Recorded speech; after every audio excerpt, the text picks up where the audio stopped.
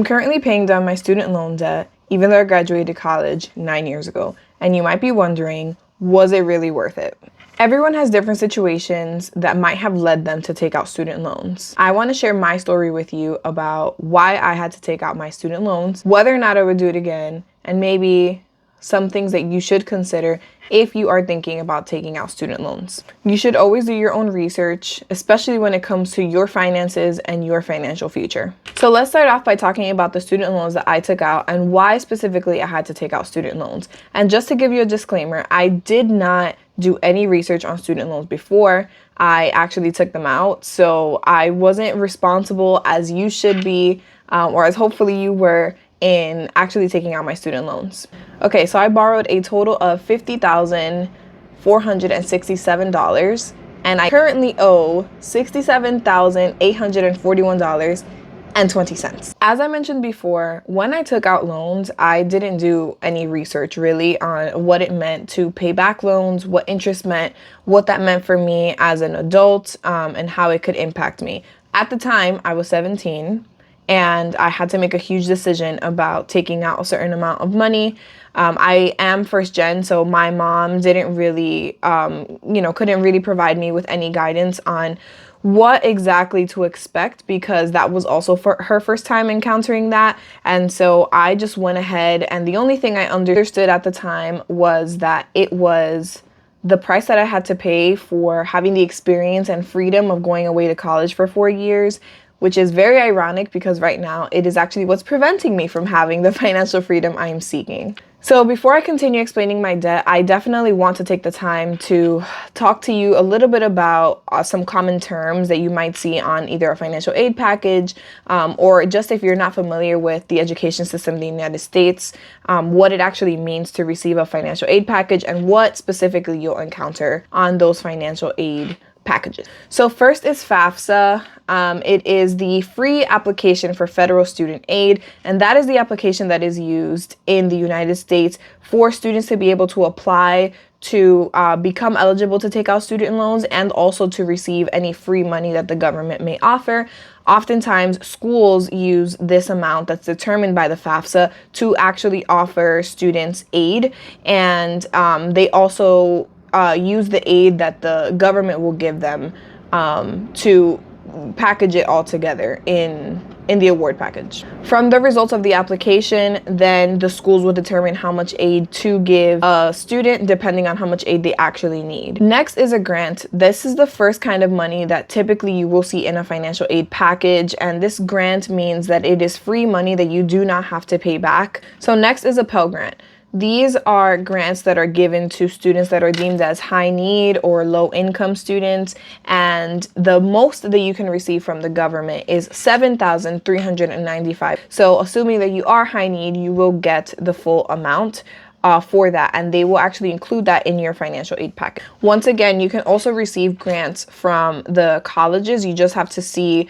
if they have already packaged you with a specific grant. The next kind of money you'll see is a scholarship. Scholarships are given oftentimes based off of merit, academic merit. They're also given from schools based off of any talent or any major that you decide to pursue, depending on where they see that you fit in the academic and the admissions pool. Scholarships can also be given by nonprofits and other institutions, and this is money that you do not have to pay back, which is great. It's another form of free money.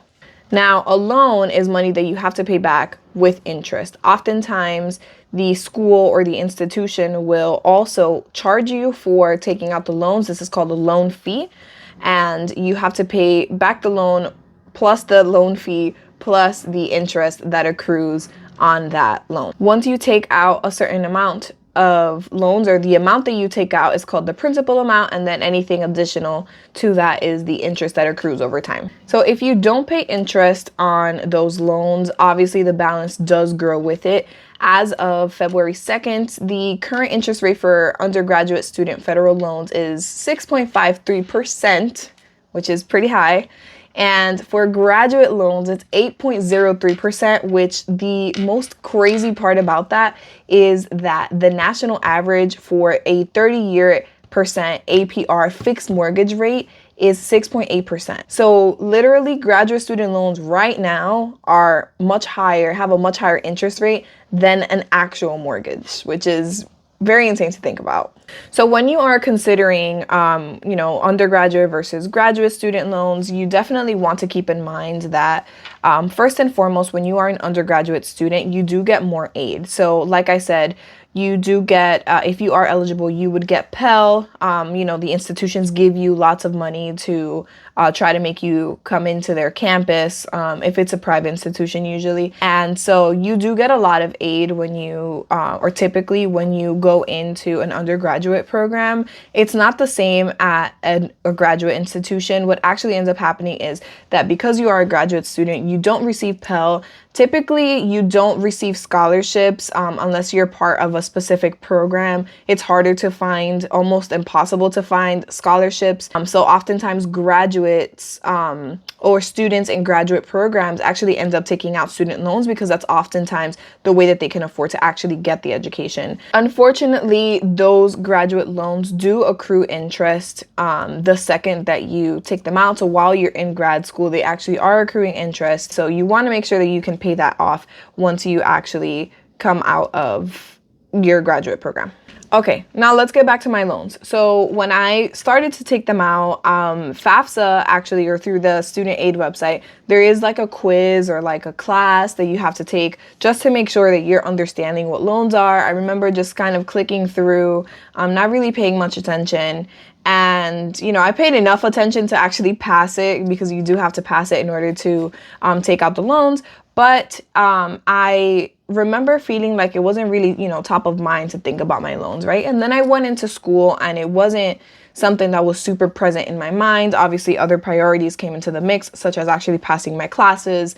And so I didn't really have a strategy on how to pay off the debt while I was in school, let alone after I graduated. But I did max out my loans so that I can afford my living expenses, such as rent, and also any other expenses that I had, such as buying detergent, any small expenses. I also worked while I was in school, so I wasn't using, that much of my student loans for my living expenses, but I did have a car and I had other expenses that I had to take care of. So I did end up using some of my student loans for that. So do I see myself using my degree often, or do I see myself using my degree even outside of this education field that I'm in right now? No, I have a degree in urban affairs / urban planning. I chose not to go into urban planning because I didn't see kind of where I fit into the field. And so I really just used my degree to keep pushing me to grow in education. And actually from my first job to my second job, I would not have been able to get that position if I did not have my master's degree. So what it did was really just help me grow in my career. And every single position I've had since, I've been able to jump $20,000. So I went from making 42 to making 62 to then 67. And then I scaled to 85, and then now I'm at 100. And so I was able to grow just because of my master's degree. And it really didn't matter what degree I had at that time. So my ROI in my specific field, I would say, is pretty good right now. I can only keep growing from here. I only have 8 years of work experience because my first year out of college, I actually did a volunteer program. And so after that, I was able to scale to 100K in 8 years. And to maybe another person in another field, that might have been nothing. There are many other fields that they start off with 100K. I went into education. And so for me, my reality is that education does not pay well. Okay, so currently I owe $67,841.20 for my loans, and I earn 100K. Great. So now let's talk about numbers. So for my undergrad, I took out a total of $22,675. As of today, my total loans for my undergraduate degree have gone up to $37,292.40. So my total has increased about $15,000 just from interest. And so Part of that is that I took out loans that accrue interest the second that you take them out. Those are the unsubsidized loans, in addition to the subsidized loans, right? So I already had, by the time that I graduated, I already had interest that had accrued on those loans. For my graduate degree, I took out $27,792. And as of today, my total is $30,548.89. Total, right, from graduate school, not that bad, has only increased 3,000, and I think that that's because I've been able to make every single monthly payment, so my interest really hasn't accrued that much, but the balance hasn't gone down either. So I know that I didn't need that full amount like I had mentioned, but at the time I felt like it was the best way for me to tackle living expenses and not accrue more credit card debt, which was even higher interest rate. Now, at this point, you may be wondering, why the heck, if I was a working adult, I was not paying down my debt? I could have been done with my student loan debt a while ago, right? So why didn't I do that? And I would say that the first thing that I did was I only paid the monthly payments. At the time I, graduated college, I was just around a lot of people that had the mentality of not, paying down your debt. Of course, some of them, barely had any debt, but it was just a lot of them were saying, yeah, like student loans, you don't have to really worry about it. They'll get forgiven. I'm just, going to either pay the minimum or I'm not paying that at all. And so I kind of, kept up with that mentality a little bit. I always paid my monthly payment, but I never really saw the benefit of paying off my loans as much as I could. The second reason why I struggled to pay down my student loan debt was because I had a lot of other debt. So when I was a junior in college, I actually was able to get a car for internships that I needed. And the only way to get to those internships for my law internship that I needed was to take a car, right? Because I was in a very suburban area. I needed to go to the nearest city. And so I was able to get a car, but that meant that I had a monthly car payment now. And so I prioritized that for the first 4 years. Okay, so now that I'm here and I'm on this financial journey and things are kind of moving along, what is my plan? So my plan right now is to repay my high interest loans first. So currently, as of today, I am in the middle of a layoff wave at my job. And in order to break the cycle of not having any savings and not being prepared for those situations that come up, I want to make sure that this time is very different for me. I have been laid off before and I have been caught off before. So this time I want to prioritize saving for my emergency fund first, and then I want to pay off my credit card debt, which I am almost done with, and then from there I can tackle my high interest loans first. And so that would start off with the first loan that I have for my graduate program, which is about $18,000. That first one it has a higher interest rate. And so I would start off in that order and do the debt avalanche method, same as I've been doing with my credit cards.